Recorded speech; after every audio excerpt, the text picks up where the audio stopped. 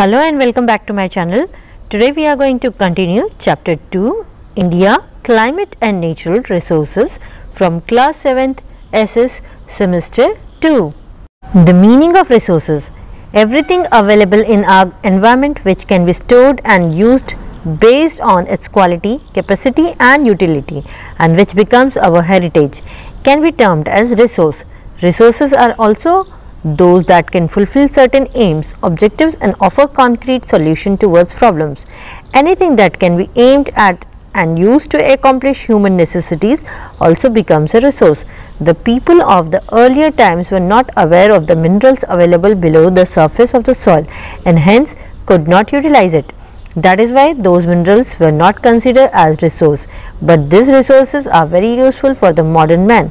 The things that help in man's welfare and satisfy their demands are resources for men.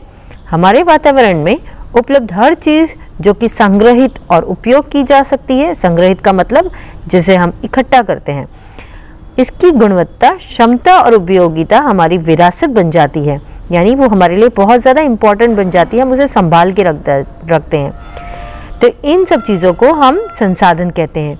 संसाधन ऐसे भी होते हैं जो कुछ निश्चित उद्देश्यों को पूरा कर सकते हैं और समस्याओं के समाधान के लिए ठोस समाधान पेश कर सकते हैं। कुछ भी मानव की आवश्यकताओं को पूरा करने के लिए इस्तेमाल किया जा सकता है और यह एक संसाधन भी बन जाता है।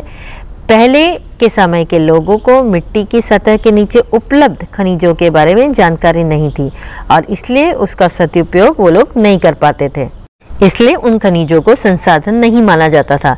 लेकिन आधुनिक मानव के लिए ये संसाधन बहुत उपयोगी हैं। जो चीज़ें मनुष्य के कल्याण में मदद करती हैं और उनकी मांगों को पूरा करती है, वे मनुष्य के लिए संसाधन हैं।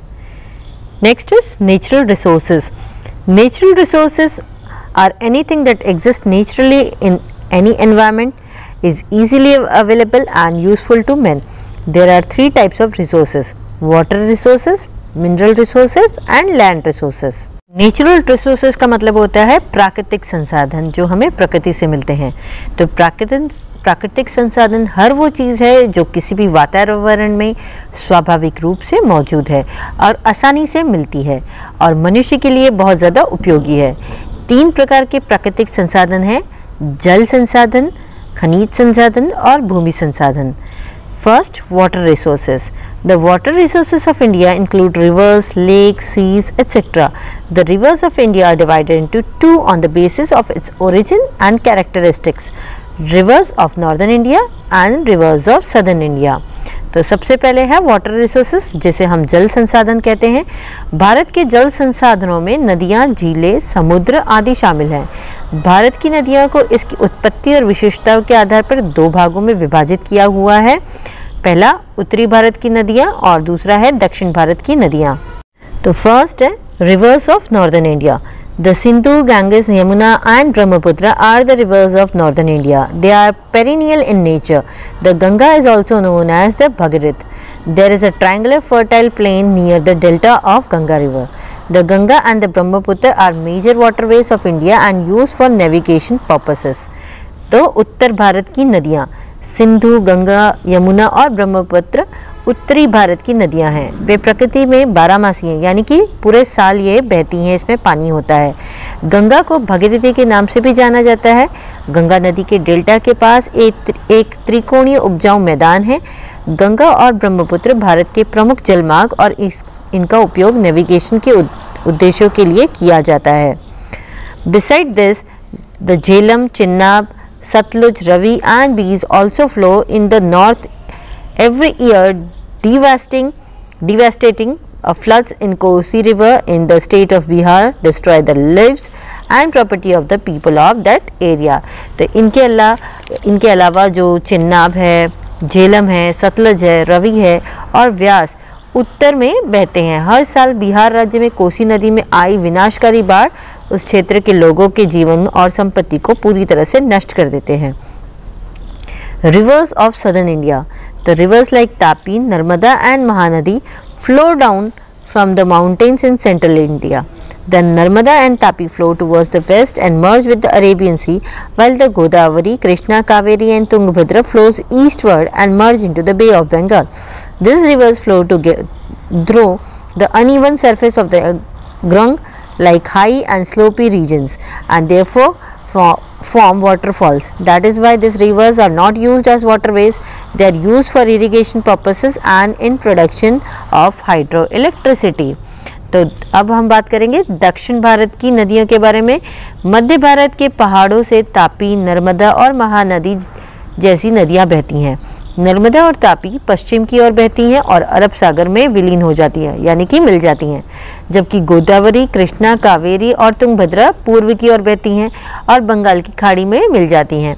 ये नदियां ऊंचे और ढलान वाले क्षेत्रों की तरह घुंघरू की असमान सतह से, असमान यानी कि अनइवन सतह से होकर बहती हैं और इसीलिए झरने बनाती है।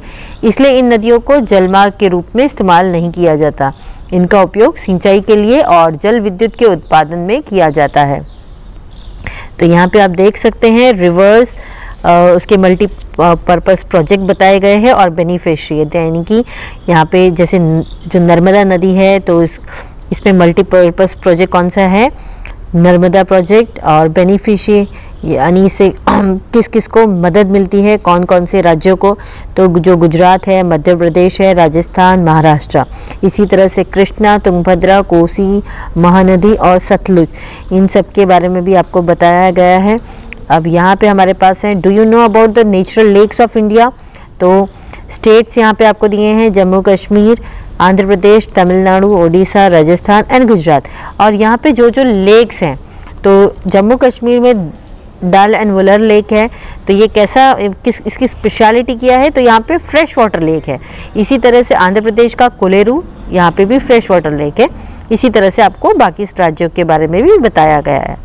अब यहाँ पे हम देख सकते हैं सरदार सरोवर आपको दिखाया है यहाँ डायग्राम में। Now do you know about artificial lakes of India. तो क्या आप जानते हैं कि इंडिया में आर्टिफिशियल लेक्स भी हैं। अभी हमने इससे पहले वाले पेज में जो नेचुरल लेक्स हैं उसके बारे में देखा था। अब यहाँ पे जो है ये आर्टिफिशियल यानी कि मैन मेड द्वारा बनाए गए हैं। तो अलग अलग स्टेट्स में, जैसे हिमाचल प्रदेश में जो सतलुज नदी है उसके ऊपर गोविंद सागर लेक बनाया है। सेम वे आंध्र प्रदेश में कृष्णा नदी है तो नागार्जुन सागर जो है वो लेक बनाया है। इसी तरह से तेलंगाना में मंजरा लेक रिवर है और निज़ाम सागर जो है वो लेक है, आर्टिफिशियल लेक है। गुजरात में नर्मदा पे सरदार सरोवर जो है वो आर्टिफिशियल लेक है। मध्य प्रदेश में चंबल और यहाँ पे गांधी सागर जो है वो आर्टिफिशियल लेक है। Now information about Narmada project, यानी कि नर्मदा परियोजना के बारे में यहाँ पे कुछ जानकारी दी गई है। The Narmada project is the biggest multipurpose project of Gujarat, यानी नर्मदा परियोजना गुजरात की सबसे बड़ी बहुउद्देशीय परियोजना है। In terms of capacity the main canal of the Narmada project is the biggest in the world. The length of the entire canal network is approximately 66,000 kilometres. तो क्षमता के संदर्भ में नर्मदा परियोजना की मुख्य नहर दुनिया में सबसे बड़ी पूरी नहर नेटवर्क की लंबाई जो है वो लगभग 66,000 किलोमीटर है। 14 district, 75 talukas and 3,360 villages of Gujarat are getting irrigation facilities through the Narmada project. तो गुजरात के 8,215 गांव और 135 शहरों को नर्मदा परियोजना के माध्यम से पीने का पानी उपलब्ध कराया जाता है। 14 जिले, 75 तालुका और नर्मदा गुजरात के 3,360 गाँव को सिंचाई की सुविधा मिल रही है इस परियोजना के माध्यम से। Next is mineral resources. तो मिनरल रिसोर्सेज का मतलब होता है खनिज संसाधन। Biotic and abiotic materials below the surface of the earth are transformed into minerals having different chemical components due to intense heat and pressure.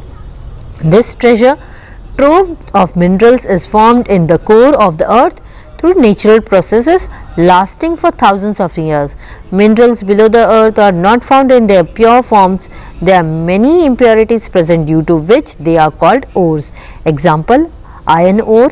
Only after the refining of the ore we get minerals in their pure form.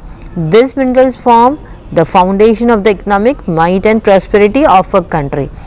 तो पृथ्वी की सतह के नीचे जैविक और अजैविक पदार्थ तीव्र गर्मी और दबाव के कारण विभिन्न रासायनिक घटकों वाले खनिजों में बदल जाते हैं। खनिजों का ये खजाना हजारों सालों से चला आ रहा है और ये प्राकृतिक प्रक्रियाओं के माध्यम से पृथ्वी के मूल में बनता है। यानी पृथ्वी के नीचे खनिज अपने शुद्ध रूपों में नहीं पाए जाते हैं, कई अशुद्धियां मौजूद हैं जिनके कारण उन्हें अयस्कों कहा जाता है। अयस्क मतलब ओर्स कहा जाता है। जैसे कच्चा लोहा ये एक ओर है, तो ओर्स के शोधन के बाद ही हमें उनके शुद्ध रूप में खनिज मिलते हैं। ये खनिज किसी देश की आर्थिक ताकत और समृद्धि की नींव बना सकते हैं। Next is minerals can be divided into 3 types. First is metallic minerals, second is non-metallic minerals and third is power generating minerals. तो metallic minerals are raw iron, copper, gold, zinc, tin, nickel, mercury, platinum etc. तो metallic minerals को हम धात्विक खनिज कहते हैं। तो ये क्या क्या है? कच्चा लोहा, तांबा, सोना, जस्ता, टिन, निकल, पारा, प्लैटिनम आदि। अब नॉन मेटेलिक मिनरल्स क्या होता है? तो diamonds, ruby, limestone, china clay, dolomite, bauxite, fluorspar, gypsum, अकीक, calcite, silica, graphite, potash, phosphate etcetera. तो नॉन मेटालिक मिनरल्स में क्या आता है? हीरा, माणिक्य, चूना पत्थर, china clay, dolomite, bauxite, fluorspar, gypsum, calcite, silica, graphite, potash, phosphate etcetera. जो थर्ड है वो है पावर जनरेटिंग मिनरल्स। तो coal, natural gas, mineral oil, uranium, thorium, radium etcetera. तो पावर जनरेटिंग मिनरल्स मतलब बिजली पैदा करने वाले खनिज। तो ये क्या क्या है? कोयला है, प्राकृतिक गैस, खनिज तेल, uranium, thorium, radium etcetera. Now places where minerals are available, तो ये मिनरल्स कहाँ पे पाए जाते हैं? तो यहाँ पे अलग अलग आपको बताई गई है जगह है। तो जैसे मिनरल्स या मेटल्स हैं, तो कोल है, तो ये कौन से स्टेट्स में आपको मिलते हैं? तो झारखंड है, छत्तीसगढ़, आंध्र प्रदेश, गोवा, उड़ीसा, तमिलनाडु, कर्नाटक, बिहार, मध्य प्रदेश, महाराष्ट्र एंड गुजरात। इसी तरह से मैग्नीज जो है वो आंध्र प्रदेश, गोवा, गुजरात, राजस्थान, झारखंड, उड़ीसा, तमिलनाडु, कर्नाटक, वेस्ट बंगाल और महाराष्ट्र में। कॉपर जो है वो आंध्र प्रदेश, गुजरात, कर्नाटक, वेस्ट बंगाल, महाराष्ट्र, सिक्किम, मेघालय में पाए जाते हैं। बॉक्साइट जो है वो उड़ीसा, आंध्र प्रदेश, छत्तीसगढ़, गुजरात, झारखंड और महाराष्ट्र में। जो माइका है दैट इज आंध्र प्रदेश, झारखंड, बिहार और राजस्थान में पाए जाते हैं। जो लेड है वो राजस्थान, आंध्र प्रदेश, तमिलनाडु और गुजरात में पाए जाते हैं। लाइमस्टोन मध्य प्रदेश, छत्तीसगढ़, राजस्थान, गुजरात, कर्नाटक, हिमाचल प्रदेश में पाए जाते हैं। इसी तरह जो गोल्ड है वो कर्नाटक और आंध्र प्रदेश में पाए जाते हैं। Mineral oil and natural gas तो आंध्र प्रदेश, गुजरात, महाराष्ट्र, असम, अंडमान निकोबार। एंड थोरियम तो राजस्थान और झारखंड में। Now next is uses of minerals, यानी कि खनिजों का क्या उपयोग है। तो manganese is used in chemical industries, pesticide, glass, varnish and printing industries. तो मैग्नीज का उपयोग रासायनिक उद्योगों, कीटनाशकों, कांच, वार्निश और प्रिंटिंग उद्योगों में किया जाता है। Copper is used in electric wires, materials, coloured glass, coins and printing industries. तो जो तांबे का उपयोग है वो बिजली के तारों, सामग्री, रंगीन कांच, सिक्कों और छपाई उद्योगों में किया जाता है। Bauxite is used in electric materials, colours, airplanes, purification of kerosene and making of cement. Bauxite का उपयोग बिजली की सामग्री, रंग, हवाई जहाज, मिट्टी के तेल की शुद्धि और सीमेंट के निर्माण में किया जाता है। Mica is used in making radio, telephone, aeroplane, gramophone, sound proof curtains. तो जो मिका का उपयोग है वो रेडियो, टेलीफोन, हवाई जहाज, ग्रामाफोन, साउंड प्रूफ पर्दे बनाने में किया जाता है।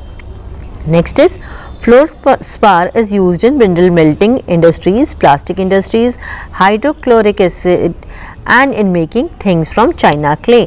तो फ्लोरस्पार का उपयोग खनिज पिघलने वाले उद्योगों, प्लास्टिक उद्योगों, हाइड्रोक्लोरिक एसिड और चाइना जो क्ले है उससे बनी हुई चीज़ों को बनाने में किया जाता है। So till here in our next video will continue the chapter. Bye bye.